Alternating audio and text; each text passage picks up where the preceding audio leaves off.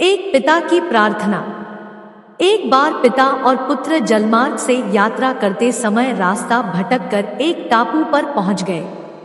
उनकी नौका उन्हें ऐसी जगह ले आई थी जहां दो टापू आसपास थे और फिर वहां पहुंचकर उनकी नौका टूट गई।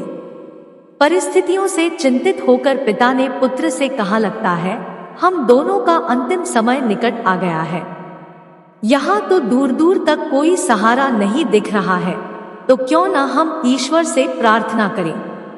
उन्होंने दोनों टापू आपस में बांट लिए, एक पर पिता और एक पर पुत्र, और दोनों अलग अलग टापू पर ईश्वर की प्रार्थना करने लगे। पुत्र ने ईश्वर से कहा, हे भगवान, इस टापू पर पेड़ पौधे उग जाए जिसके फल फूल से हम अपनी भूख मिटा सकें। ईश्वर ने उसकी प्रार्थना अविलंब सुनी। तत्काल वहां पेड़ पौधे उग गए और उसमें फल फूल भी आ गए। यह देखकर उसके मुख से बरबस ही निकल गया, ये तो चमत्कार हो गया। अपनी पहली प्रार्थना पूर्ण होते देखकर उसने पुनः प्रार्थना की, एक सुंदर स्त्री आ जाए जिससे हम यहाँ उसके साथ रहकर अपना परिवार बसाएं। तत्काल एक सुंदर स्त्री प्रकट हो गई। अब उसने सोचा कि मेरी हर प्रार्थना सुनी जा रही है, तो क्यों न मैं ईश्वर से यहाँ से बाहर निकलने का रास्ता मांगे लूं। उसने ऐसा ही किया और उसने प्रार्थना की, एक नई नाव आ जाए जिसमें सवार होकर मैं यहाँ से बाहर निकल सकूं। तत्काल वहां नाव प्रकट हुई और पुत्र उसमें सवार होकर बाहर निकलने लगा। तभी एक आकाशवाणी ने उसे चौंका दिया, बेटा तुम अकेले जा रहे हो, अपने पिता को साथ नहीं लोगे। आकाशवाणी सुनकर पुत्र ने कहा, उनको छोड़ो। प्रार्थना तो उन्होंने भी की होगी, लेकिन आपने उनकी एक भी नहीं सुनी।